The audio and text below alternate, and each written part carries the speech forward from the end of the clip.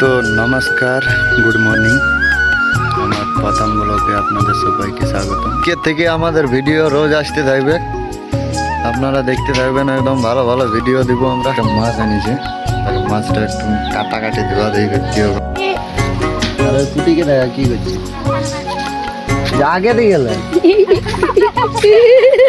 ওদিকে গেলে না আদিকে গেলে তো একবার এইবার দেখান দিছি ওদিকে গেলে না আদিকে